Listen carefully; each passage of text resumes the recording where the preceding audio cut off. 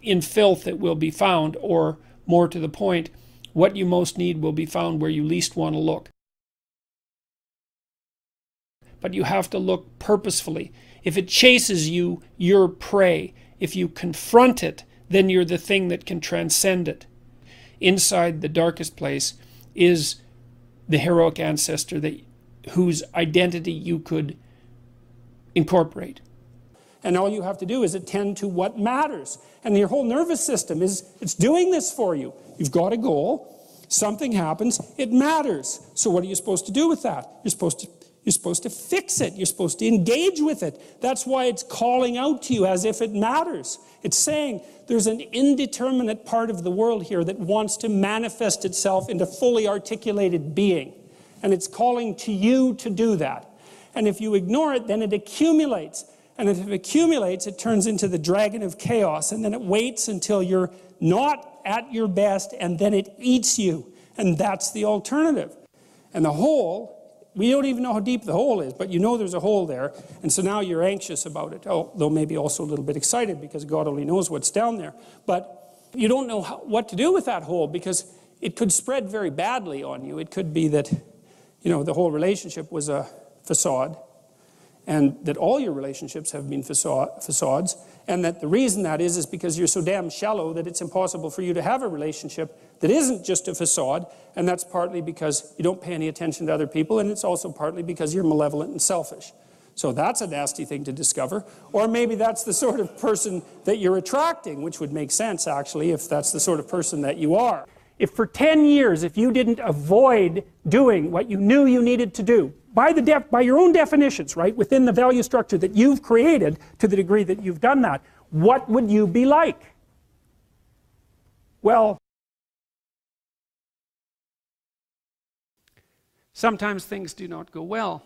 That's self-evident. But here's the rub. Sometimes when things are not going well, it's precisely that which is most valued that is the cause. Why? It's because the world is revealed through the template of your values. If the world you are seeing is not the world you want, therefore, it's time to examine your values. It's time to rid yourself of your current presuppositions. It's like a complete validation of a certain element of the Buddhist worldview. So they pass the ball for a couple of minutes, and then the experimenter says to you, how many? And you say 15, and because you're happy with yourself because you've been paying attention, and the experimenter says, yeah, that's right, or maybe not, maybe you missed one. And then the experimenter says, did you see the gorilla? And half of you say, what gorilla? Like, really? And the experimenter says, yes. And then he rewinds it and plays the video, and like a minute and a half into the 3-minute video, sure enough, in walks this guy in a gorilla suit, 6'3" or so, stands in the middle of the game, right in the middle of the game, the same size as the players, perfectly, obviously evident, beats his chest for like a second and a half, and then sort of saunters off. And half the people who watch the video don't see the gorilla, which is absolutely shocking. And what that means is that your ambitions blind you to the nature of reality. If you're suffering dreadfully, then one possibility is that you're so fixed on the point, you're so fixed on a point, the fact that you're so fixed on the point that you're fixed on might be integrally related to why things are going so catastrophically wrong. Now, perhaps not, because, there's a lot of arbitrariness about life. But it's possible that it's what you're clinging to that's hurting you. And it's even possible that it's the thing that you're clinging to the hardest that's hurting you the most. That could easily be someone you love. Like lots of times I see people in therapy and they're miserable for one reason or another. And sometimes it's because they have a very close relationship with a family member, and that just isn't working. The family member, for the sake of simplicity, we'll say, is not really oriented towards helping them have a good life. The family member is instead oriented towards making them as bloody miserable as you can possibly make anyone. And what would you say? Exploiting the bond between family members in order to enable that. And then sometimes The sacrifice that's necessary is either merely distancing yourself from that person, sometimes substantively, and sometimes seriously distancing yourself from them, like we don't talk anymore, ever. And so that's pretty damn rough, and it hurts and all of that, but it's a good example of the fact that sometimes in order to extract yourself from the miserable bit of chaos that you happen to be enmeshed in, you have to let go of what you love best. If the world you are seeing is not the world you want, therefore it's time to examine your values. It's really worth thinking about, because the alternative too is to curse fate, right? Because if it isn't you, and there's nothing you can do to change, there isn't something you're doing that's wrong, then it's fate itself, it's the world itself, it's other people, let's say, because they're a huge part of the world, or it's the nature of the world itself, or it's God himself in whatever form you either believe in or don't believe in, because it's fundamentally all the same in the sort of situation that I'm describing. So, and one of the things that's really interesting, and I mentioned this before about the Israelites in the Old Testament, is that they got this right. It's really something, because what happens to the Israelites over and over in the Old Testament is that they get all puffed up about how wonderful they are, and then they make moral errors because they're arrogant, and then God comes along and just cuts them into pieces for like generation after generation, and then they wobble back to their feet, but they always maintain the same attitude, which is, we did something wrong. We did something wrong. It's like an axiom rather than observation, is that if things are not laying themselves out for us as they should be, then we cannot curse God. We have to look to ourselves. Well, and you think, well, why not curse God? Because maybe it's his fault. And that's a really good question. And one of the things that I've tried to figure out over the last 30 years is, well, why not just curse God? Because there is this arbitrary element to existence, and we are vulnerable, and there is plenty of suffering, and things are unfair. Like, there's problems, right? There's injustice and unfairness and all of these things, and endless suffering. So why not just lay it at the feet of God? And whether God exists or not, in some sense, by the way, with regards to the metaphysics of this particular discussion, is not relevant. The point remains the same either way. And the answer is, as far as I can tell, that if you refuse to take on the responsibility yourself, and you attempt to lay it at the feet of either society or being itself, then you instantly start to act in a way that makes everything much worse, not only for you, but for everyone else, and maybe even for being itself. And so, no, it's not helpful. Now, if you decide that it's you've got the problem, maybe that's not even true. Like, maybe you are someone who's being tortured by the bet between God and Satan, and like, too bad for you if that happens to be the case. But it still seems to be the appropriate thing for a human being who's standing on his or her own 2 feet in a proper manner to take the responsibility on for themselves, regardless of the counter-arguments that might be made against it. That's really something. It's time to rid yourself of your current presuppositions. I also think of that, it's a deadwood issue. One of the things you see with motifs like the phoenix. Phoenix is the thing that allows the deadwood to burn off occasionally, let's say. Well, I think it's once every 100 years with a phoenix, and of course it's pretty dramatic. The whole damn bird has to go up in flames, and then there's nothing left but an egg. But there's a very serious message there too, which is that, you can compare yourself in some sense to a forest fire, to a forest, and a forest has to burn now and then for the deadwood to clear so that the forest can actually maintain its continued existence. And if you stop the forest from burning for a prolonged period of time, which happened in the United States when they were trying to manage the forest fires too tightly, then all that happens is the deadwood accumulates and accumulates and accumulates and accumulates and accumulates until the whole damn forest is deadwood, and then lightning hits it and it burns so hot that it burns the topsoil off. And then there's nothing left, nothing grows. And so that's a good moral lesson, which is don't wait too long to let the damn dead wood burn off, you know. Maybe a little self-immolation on a daily basis might be preferable to burning yourself all the way down to the bedrock, you know, once every 20 years or so, because maybe there won't be anything left of you when you do that. And, you know, that happens to people all the time. I've seen that happen to people many, many times. The dead wood accumulates, the mess around them gathers, the chaos that they haven't dealt with accumulates, and then one day the spark comes and they burn so far and so fast that there's not enough left of them to recover. And then they're the people who've been eaten by the beast. They're the people who've been eaten by the dragon and now are inside its belly, another very common archetypal motif. And while maybe a hero will come along and rescue them, or maybe they'll just stay in there forever. And that's a precursor to the idea of hell. And it's not something I would recommend.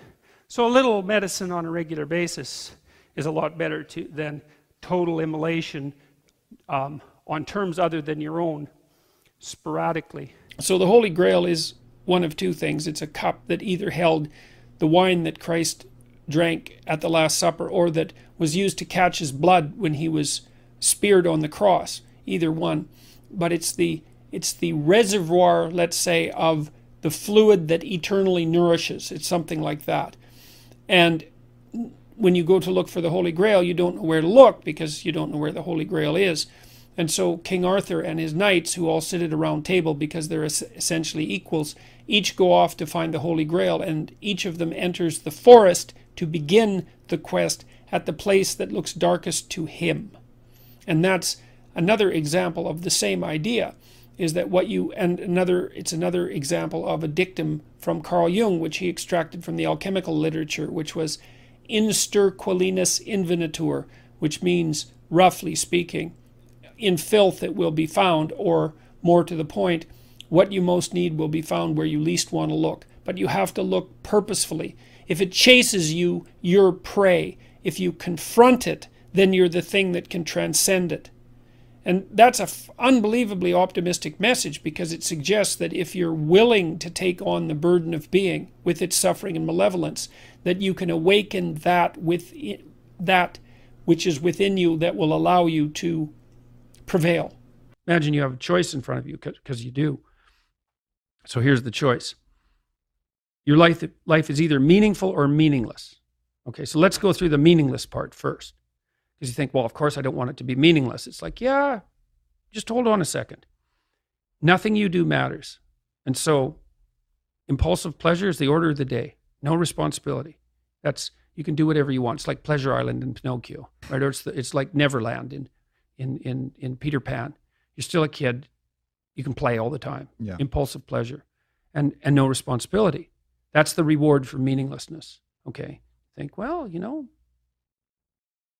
there's something to be said about that. And powerlessness to a certain degree. Yeah. Well, but then the other side is, okay, well, let's say you want your life to be meaningful. It's like, okay, then what you do matters.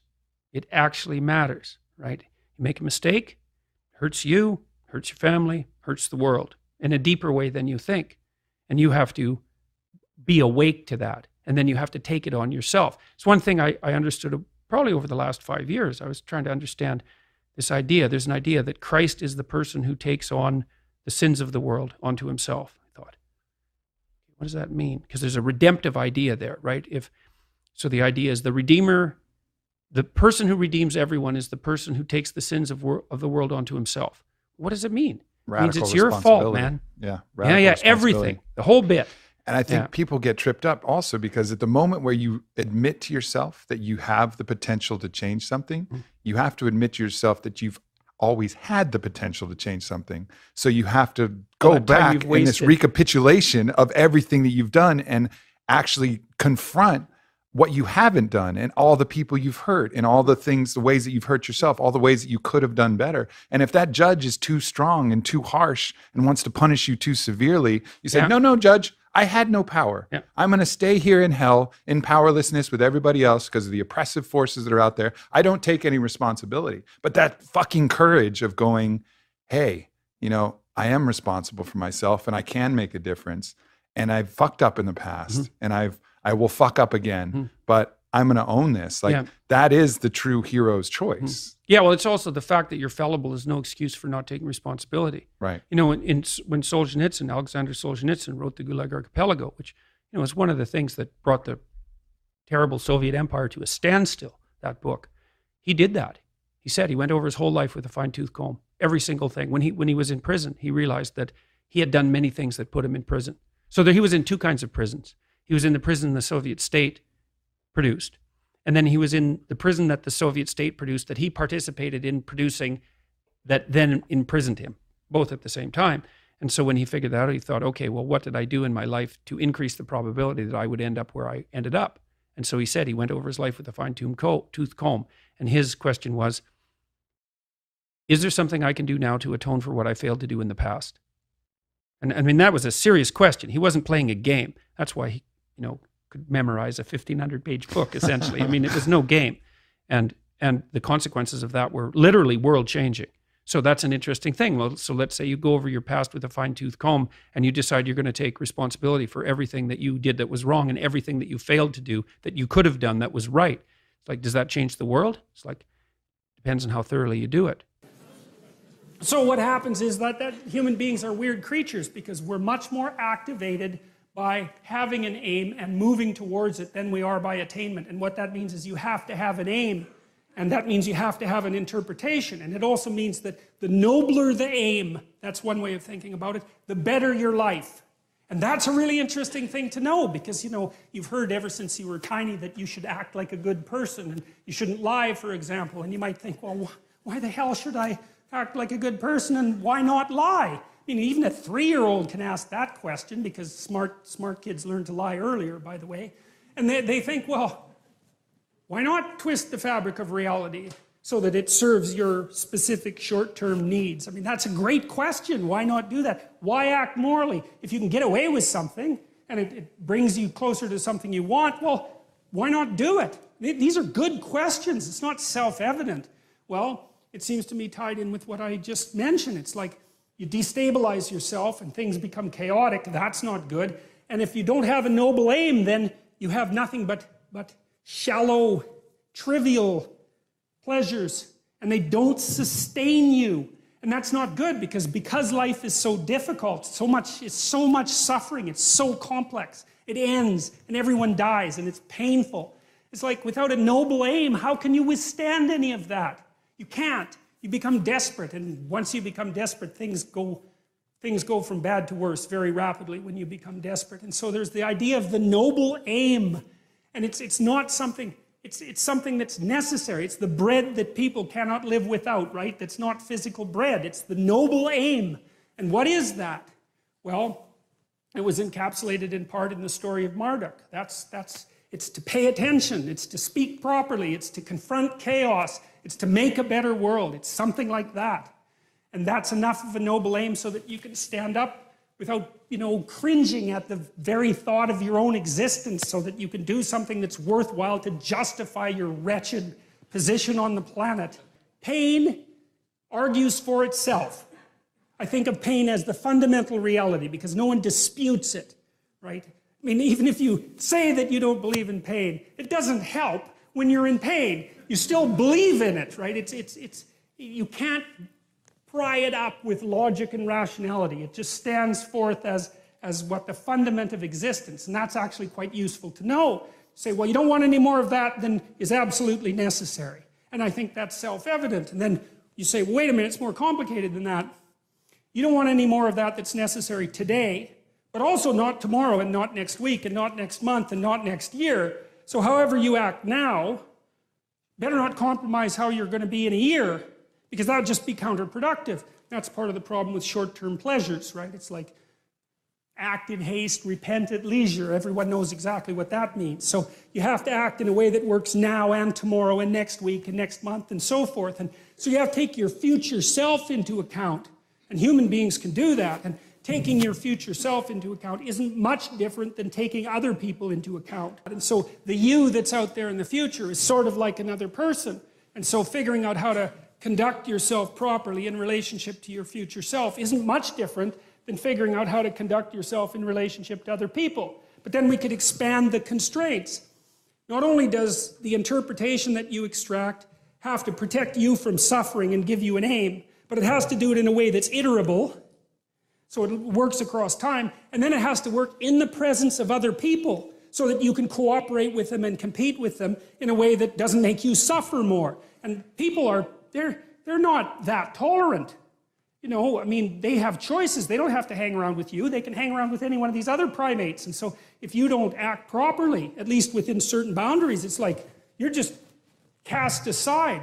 And so people are broadcasting information at you all the time about how you need to interpret the world so they can tolerate being around you. And you need that because socially isolated, you're insane and then you're dead.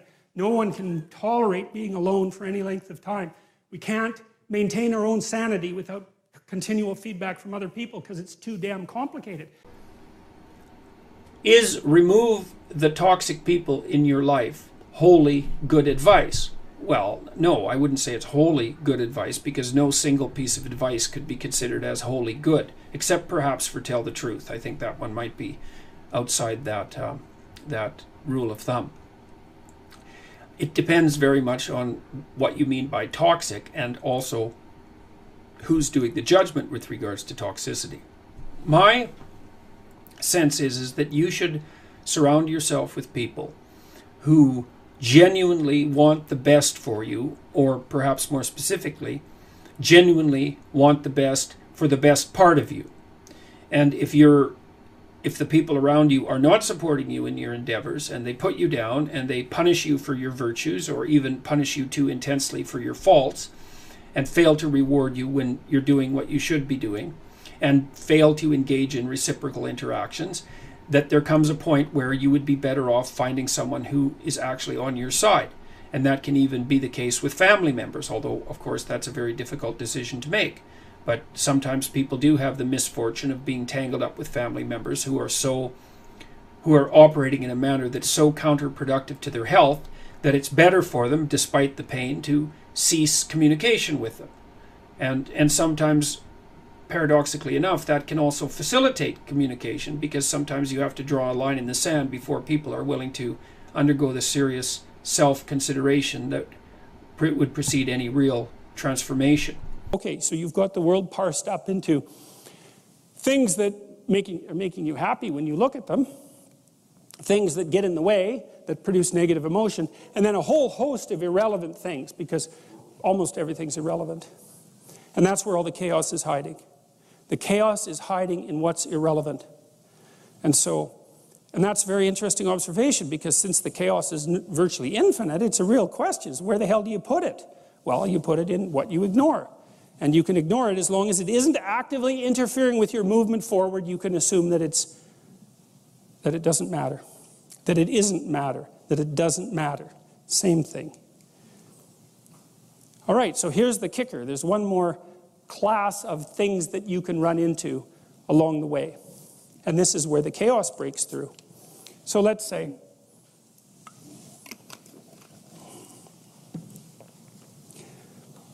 you're moving from point A to point B, and something that you don't expect occurs. You go where you don't understand, that's where the information is. And out of that information, you generate a higher resolution world, and you generate a higher resolution self. And so out of the combat with the underlying dragon of chaos, you generate spirit and matter. And that's what you do when you go down into the underworld. So if it doesn't kill you, or if it doesn't make you wish you were dead, which it probably will. But there's a bunch of you that has to die down there anyway, so maybe that's not such a bad thing, because if you had this relationship that ended in betrayal, then there's something that's just not exactly right? There's something that went, and the reason I'm saying that, you think, well, that's kind of moralistic. It's like, actually, I don't mind being moralistic, in case you haven't noticed. But it's not a fair comment, because you're playing this stupid game. It's like, you live with someone, infidelity. That's the game, right? You've decided the rules. With the game comes a morality. The morality are the rules of the game. Well, then the thing collapses into infidelity. It's like, well, you played the game wrong, or it was the wrong game. One of those two. It's one of those two. You picked the damn game. And having picked the game, you can't all of a sudden say, well, no, those aren't the rules. It's like, yeah. If you pick the game, you pick the rules. And if you fail at complying with the rules, then you failed. Now, you could say, well, I could pick a different game. It's like, I don't care how you solve the problem. You're still stuck with the problem. It's a moral problem. And the hole, we don't even know how deep the hole is, but you know there's a hole there. And so now you're anxious about it. Although maybe also a little bit excited because God only knows what's down there. But you don't know what to do with that hole because it could spread very badly on you. It could be that, the whole relationship was a facade, and that all your relationships have been facades, and that the reason that is because you're so damn shallow that it's impossible for you to have a relationship that isn't just a facade, and that's partly because you don't pay any attention to other people, and it's also partly because you're malevolent and selfish. So that's a nasty thing to discover. Or maybe that's the sort of person that you're attracting, which would make sense, actually, if that's the sort of person that you are. And so there are certain things that you can encounter that basically unglue you. And what happens is that those moments of being unglued travel up that entire hierarchy of presuppositions. It's like, because one of the logical conclusions to being betrayed in a relationship is that you're truly a bad person. Now, another equally logical conclusion is that the person that you're with is really a bad person, and another logical conclusion is all people are truly bad people. In macro ways and in micro ways, you can't trust anyone. You can't trust women, you can't trust men, you can't trust human beings, you can't trust yourself. The whole place is a catastrophe. It's a nightmare. That's a hole that you fall into. And the question is, well, what do you make of that? Right? How do you frame that? How do you take that emergent chaos and make habitable order out of it? You don't know. Is the whole capitalist system rotten to the core? I mean, that's a convenient explanation under those circumstances, that's for sure. Were you working for a psychopathic son of a bitch? Did you make the wrong choice in university, and was that your father's fault because you never did what you want, or was it your fault for not standing up to him? Or is it a dying industry, or is maybe this a wake-up call that you should go do something else that you've been waiting to do, that you've actually wanted to do your whole life, and that's why you're doing such a miserable job at your current occupation because you're bitter and resentful about the fact that you never did what you want? You don't know. It's all of those things at once. And that's very stressful because all of those things at once is too many things. And that's the reemergence of chaos. That's the flood. And so how do you respond to that? Well, some of it is catastrophic negative emotion. You freeze, and that's protective. And maybe you don't even want to move. You don't want to bloody well get out of bed for a week, and that's because your body is reacting as if the bedroom floor is covered with snakes, and the best thing for you to do is just not move. Just freeze. Don't wait for it to happen catastrophically. Keep your eyes open. And when something goes a little bit wrong that you could fix it. Don't say, no, that doesn't matter. Maybe it does matter. Maybe it is matter. Maybe it's exactly the matter out of which you should be built. Maybe it's the matter out of which the world should be built. And if part of you is telling you it matters, what it means is that that part is telling you that there's something there that you need to engage with. That's what it means for something to matter. I really get a kick out of the word matter because it's got these two weird meanings, right? There's the matter that everything is made out of, that materialists think everything is made out of, and that's just dead matter. And then there's the matter that life is made out of, which is what matters. And now and then you're moving through life and something matters. It's calling to you. And that's the unrevealed world trying to reveal itself to you. And all you have to do is allow it to reveal itself to you. And then maybe what happens is that a minor shift in shape is all that has to happen to you. You don't have to burn right down to the bloody egg and hatch out, as a newborn. Maybe you can just repair a little bit of something that's gone wrong with you. And so you can undergo a sequence of continual micro-deaths instead of waiting for the bloody catastrophe that might send you so far down that you'll never recover. And all you have to do is attend to what matters. And your whole nervous system it's doing this for you. You've got a goal. Something happens. It matters. So what are you supposed to do with that? You're supposed to fix it. You're supposed to engage with it. That's why it's calling out to you as if it matters. It's saying there's an indeterminate part of the world here that wants to manifest itself into fully articulated being. And it's calling to you to do that. And if you ignore it, then it accumulates. And if it accumulates, it turns into the dragon of chaos. And then it waits until you're not at your best, and then it eats you. And that's the alternative. if you can teach people to stand up in the face of the things they're afraid of, they get stronger. And you don't know what the upper limits to that are, because you might ask yourself, like, if for 10 years, if you didn't avoid doing what you knew you needed to do, by your own definitions, right, within the value structure that you've created to the degree that you've done that, what would you be like? Well, you know, there are remarkable people who come into the world from time to time, and there are people who do find out over decades-long periods what they could be like if they were who they were, if they spoke their being forward. And they get stronger and stronger and stronger, and we don't know the limits to that. We do not know the limits to that. And so you could say, well, in part, perhaps the reason that you're suffering unbearably can be left at your feet, because you're not everything you could be, and you know it. And of course, that's a terrible thing to admit, and it's a terrible thing to consider, but there's real promise in it, right? Because it means that perhaps there's another way that you could look at the world, and another way that you could act in the world, so what it would reflect back to you would be much better than what it reflects back to you now. Well, and if we all got our act together collectively and stopped making things worse, because that's another thing people do all the time, not only do they not do what they should to make things better, they actively attempt to make things worse because they're spiteful or resentful or arrogant or deceitful or homicidal or genocidal, or all of those things all bundled together in an absolutely pathological package. If people stopped really, really trying just to make things worse, we have no idea how much better they would get just because of that. So there's this weird dynamic that's part of the existential system of ideas between human vulnerability, social judgment, both of which are major causes of suffering, and the failure of individuals to adopt the responsibility that they know they should adopt. And that's the thing that's interesting too, is that, and like another thing I've often asked my undergraduate classes is, you know, there's this idea that people have a conscience.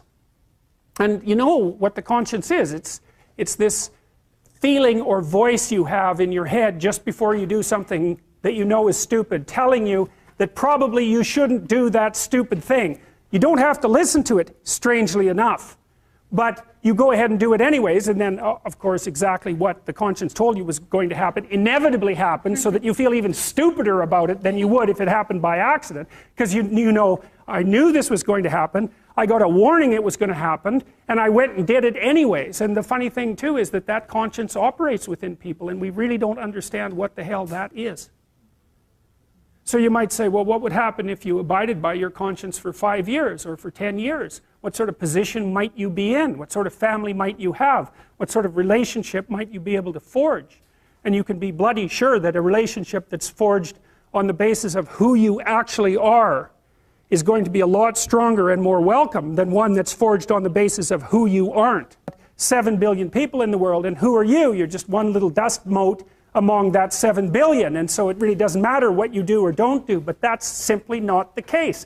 It's the wrong model, because you're at the center of a network. You're a node in a network. Of course, that's even more true now that we have social media. You'll know 1,000 people, at least over the course of your life, and they'll know 1,000 people each, and that puts you one person away from 1 million, and 2 persons away from 1 billion. And so that's how you're connected, and the things you do, they're like dropping a stone in a pond. The ripples move outward, and they affect things in ways that you can't fully comprehend. And it means that the things that you do and that you don't do are far more important than you think.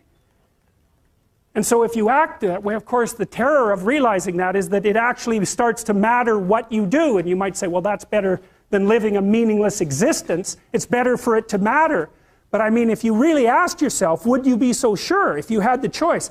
I can live with no responsibility whatsoever. The price I pay is that nothing matters. Or I can reverse it and everything matters. But I have to take the responsibility that's associated with that. It's not so obvious to me that people would take the meaningful path. You know, when you say, well, nihilists suffer dreadfully because there's no meaning in their life and they still suffer. Yeah, but the advantage is they have no responsibility. So that's the payoff, and I actually think that's the motivation. Say, well, I can't help being nihilistic. All my belief systems have collapsed. It's like, yeah, maybe. Maybe you've just allowed them to collapse because it's a hell of a lot easier than acting them out. And the price you pay is some meaningless suffering, but you can always whine about that and people will feel sorry for you, and you have the option of taking the pathway of the martyr, so that's a pretty good deal, all things considered, especially when the alternative is to bear your burden properly and to live forthrightly in the world. Well, what Solzhenitsyn figured out, and so many people in the 20th century, it's not just him, even though he's the best example, is that if you live a pathological life, you pathologize your society. And if enough people do that, then it's hell. Really, really.